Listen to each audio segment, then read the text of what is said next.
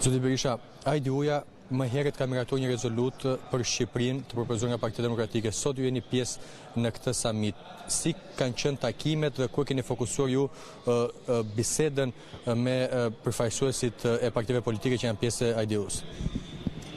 Sot është forumi botëror i AIDU-s që mbahet në Bruxelles, njëherë mbahet në Washington, herën tjetër mbahet në Bruxelles.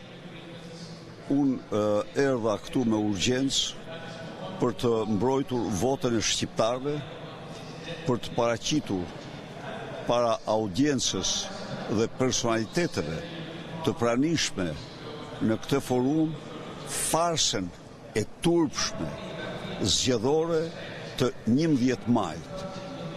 Dhe këtu ka një teren jashtëzakonisht të përshtatshëm, mbasi që të gjitha këto që ndodhen në 11 maj janë të parashikuara në mënyrë të plotë në rezolutën e dhjetorit të forumit të Washingtonit të AIDU-s. Në këto orë qëndrimi pata rastin të takoj dhe ta informoj për zhvillimet e fundit presidentin e AIDU-s, zotin Stefan Harper, dhe shumë personalitetet të tjera nga Europa, por dhe vendet tjera nga mbar bota. Pra, qëllimi kryesor është denoncimi online, si flak për flak, si thuash, i farsës elektorale të cilën për hir të zvërtetës e kanë denoncuar dhe e kanë denoncuar me profesionalizëm të madh edhe vëzhguesit e zgjedhjeve, të vëzhguesit e institucioneve ndërkombëtare të zgjedhjeve të 11 majit. Me përfaqësues si drejtues të partive politike morët një lloj garancie, çfarë garancie i dhanë ata Sali Berisha sa i takon kësaj çështjeje? Ata mbështesin plotësisht dhe 100% përpjekjet që po bën Partia Demokratike dhe opozita shqiptare për votën e lirë, për rikthimin e votës lirë qytetarëve shqiptarë, dhe denojnë farsën elektorale të Edi Ramës. Ne u jemi pafundësisht mirënjohës AIDU-s, EPP-s dhe CDI, të cilat kanë folur në rezoluta të tyre me një gjuhë të njëjtë ndaj narkoshtetit shqiptar dhe shndrimit të procesit zgjedhor në një farsë elektorale nga Edi Rama, narkodiktatori që ka përqendruar në duart e tij të gjitha pushtetet. Ekipi i Partisë Demokratike edhe sa kohë i duhen për të dorëzuar këto prova tek përfaqësuesit e EPP-s, Parlamentit Evropian, Këshillit të Evropës, përfaqësuesit e AIDU-s, për të dorëzuar provat e farsës elektorale siç e quheni ju dhe atyre që keni denoncuar dhe përfaqësuesve tuaj nga Selia Blu gjatë këtyre ditëve pas 11 maj? Ne çdo gjë kemi gati në kohë reale, e kemi të përgatitur, por natyrisht finalizohet me finalizimin e procesit zgjedhor dhe shqyrtimit të ankesave. Pas kësaj ne raportin e kemi gati, ne kemi punuar në mënyrën më serioze. Ne kemi parashikuar këto zhvillime dhe pikërisht në këtë trend ne kemi dokumentuar shumësinë e pafundme të parregullsive, të dhunimeve, të manipulimeve të këtyre zgjedhjeve. Kështu që fundi i procesit ka pothuajse në të njëjtën kohë është dhe përfundimi i raportit të cilin ne do ta paraqesim në të gjitha organizatat e mëdha ku bëjmë pjesë, por të gjitha kancelaritë e mëdha të Europës dhe të botës, në Washington,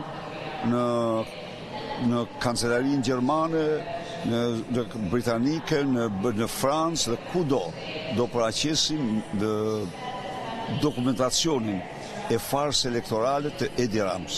Zoti Berisha, Je pyetur edhe më herët ku është ndryshimi midis 2001-shit dhe 2025-s dhe këto prova duke parë edhe zhvillimin e teknologjisë tashmë, sepse pamjet filmike janë më të qarta me kalimin e kohës.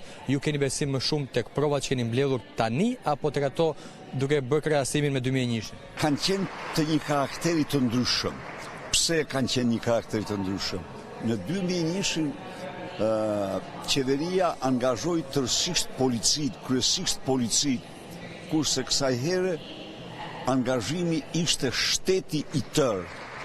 Kësaj here Edi Rama publikisht bleu vota, shpërndau 70 milion euro në fushat elektorale për të ble vota, duke dhënë 100 euro 48% të votuesve shqiptar që janë pensionistët sot. Bleu vota duke falë 200 milion euro kamata dhe gjoba të 10 vjeçari. Bleu euro duke autorizue mbjedhjen e miliona rrënjve kanabis në një kohë kur një rrënjë kanabis sjelltar 1.000 euro. Bleu vota duke punësuar me dhjetra mira qytetar, po këto ishin të gjitha publike, po ka që shëmtur dhe kriminale ishte undergroundi. Bota e krimit, si asnjëherë më parë u angazhua me të gjithë qindra milion mos miliarda euro në blerje votas në urdhra dhe nxori dhe sjell në parlament rreth 28 kandidat të financuar, të mbështetur, të garantuar prej organizatave kriminale. Ju keni mbajtur 2 hearing të rëndësishme, 2 hearing i keni mbajtur më herët.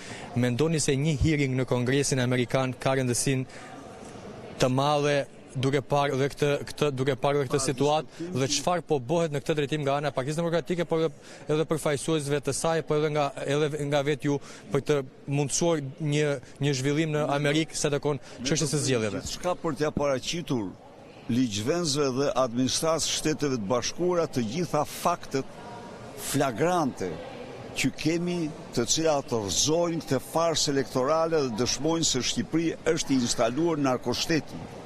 Ne po përpiqemi dhe jam optimist. Natyrisht, agenda e Kongresit Amerikan dhe Senatit është një agendë shumë e ngjeshur, por unë kam shumë besim se do të arrijmë që në një mënyrë ose një tjetër të paraqesim kauzën tonë të drejtë. Zoti Berisha, Parlamenti i vjetër, po e quaj kështu pasi Parlamenti i ri ka dhënë zgjedhje 11 maj do të rikthehet sërish në seancë plenare. Si do të shkojë opozita tashmë në Parlamentin e Shqipërisë? Do të vijojë edhe betejën e saj për votën e lirë siç e keni quajtur ju në parlament? Ka një agjendë dhe se takon kësaj çështjeje? Opozita do të partojë agjendën e saj, por opozita do të vazhdojë betejën për votën e lirë në të gjitha format. Ka një vendim nga ana e policisë së shtetit që mos lejohet protesta e njoftuar nga ana e opozitës ditën e nesërme në orën 17. Keni një përgjigje për policinë e shtetit dhe keni një skenar të dytë? Opozita nuk njeh asnjë vendim antikushtetues. Gjykata kushtetuese e Republikës së Shqipërisë i ka dhënë përgjigje përfundimtare çështjes së tubimeve. Po, ne deklarojmë publikisht se tubimi i opozitës nuk kërcënon dhe nuk do të kërcënojë sigurinë e mysafirëve në Tiranë. Faleminderit.